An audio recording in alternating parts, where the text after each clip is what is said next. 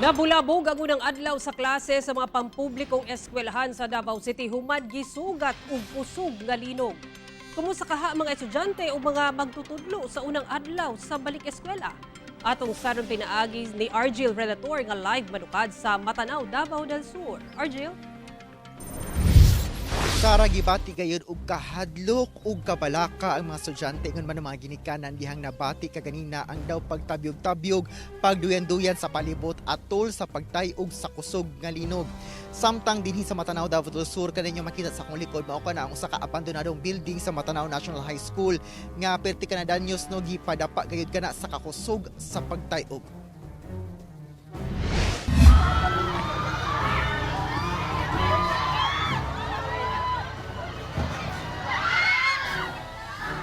Gibulabog og kusog nga pagtayog ang unang adlaw sa balik eskwela sa Santa Ana Central Elementary School sa Davao City. Nagapahigayon sila og unang flag raising ceremony alang sa pagsugod sa school year 2026-2027 sa dihang. Okay, everyone, duck, cover, and hold. Grade 1, please, at duck, cover, and hold. Gilayong gipalingkod ang tanan. Gilayong mihatag og instruction ang principal nga magpabiling kalmado. Ang lugar kung asa sila nag-flag raising ceremony kay mao sa evacuation area sa ilang eskwelahan. Mihalad sab sila og pag-ampo samtang parayong nabati ang daw pagduyan-duyan.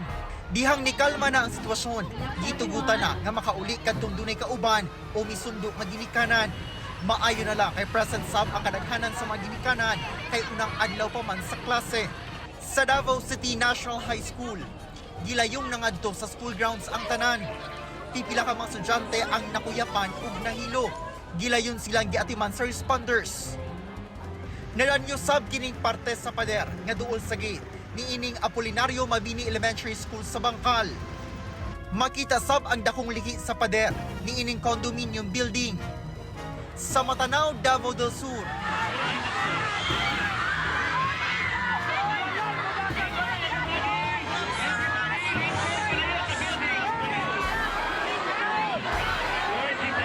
Nagpahigayon sab og flag raising ceremony ang eskwelahan. Sa dihang kalit lang nabati ang pagtayog. Gipadapa sa linog kining two-story school building. Niadtong sunod-sunod nga linog sa tuig 2019, nakitaan na matud pa og mga danyos kini nga school building. Busa so kaniadto, wala na nila kini ginagamit pa. Apan nasigundahan pa kaganihang buntag atul sa pagtayog sa kusog nga linog, dihang gipadapa na gayud kini nga maong building sa eskwelahan.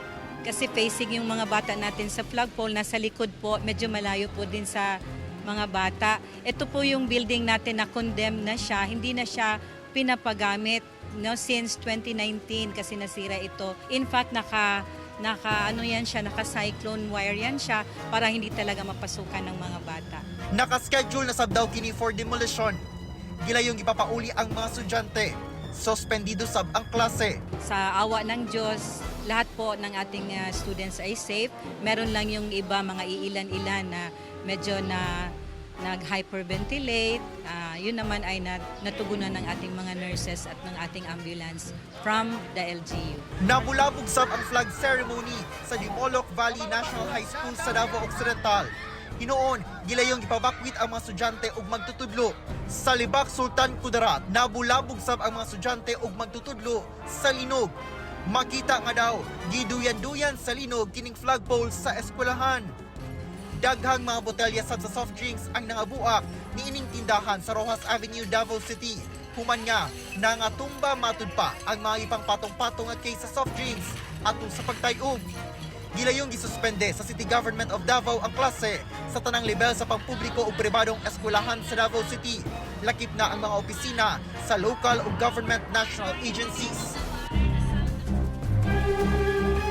Sara, una ta mo tumbok sa sitwasyon dinhi sa Matanao, Davao del Sur ato sa lakbitan ang impormasyon gihatag kanato gikan sa City Government of Davao nga as of 5 PM sumala pa nga walay confirmed casualty sa Davao City mahisubay sa nahitabo nga pagtayog kaganihang buntag. Wala say major damage nga report no gikan sa kining mga vital infrastructure sama sa kining mga dalan, sa mga tulay ingon man ang kining water ug power systems ug uban pa infrastructure.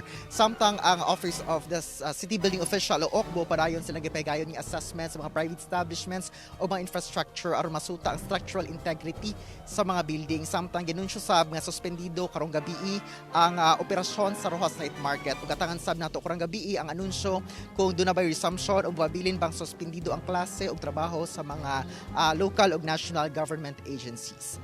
Sara. Okay, Argel, so atong hisgutan karon dinha ka ng sitwasyon sa Matanao, Davao del Sur sa imong likod, makita nato ang itsura karon dinha sa abandonado nga Matanao National High School building. Bisan abandonado na kini Jill ang maong school building, unsa ang plano karon sa eskwelahan kay delikado gyud ka na alang sa mga estudyante. Tama ka na, Sara, no? O kaganina atong nahinabi, si mismong Matanao Mayor Iric Agbon, sumala niya nga kana gayud nga building is scheduled for demolition. Apan tungod kay walay budget ang DepEd, wala pa hinayon demolition even though dunay approval ang COA niya na busa magtinabangay ang provincial government ug local government alang sa demolition ana kay human nga i-demolish ang maong building no patukuran matud pa kana og bag-ong building sa DepEd. Hinuon, Sara, sa wala pa hitabo ang kining kuan. Pagkita lang nato din hino. Sa wala pa hitabo ang kining linog, doon na ginay cyclone nga cordon din ha aron nga dili makaduol ang mga estudyante. In any case, doon na mahitabo no nga changes sa structure or kanang instability no sa iyang structure aron nga safe ang mga estudyante ug dili makaduol sa area. Ug karon no ginabantayan gayud aside sa katong cyclone nga cordon, Sara, doon na sa igibutang sila nga yellow lane no dara duol sa kadang cyclone aron masiguro nga wala gayud makaduol din. In any case, doon na resumption sa klase. Apan sa karon suspendido gihapon ang klase dinhi sa Matanao, Davao del Sur. Sara. Okay, Argel, so kaluyan lagi sa Ginoo no nga ugay naangol din ha sa kanang nahitabo din ha karon ug sa atong mga kapuso din ha sa Davao del Sur. Amping kita kanunay ug kamusab, Argel. Argel Relator, mag-amping kamo. Daghang salamat sa imong report karong adlaw.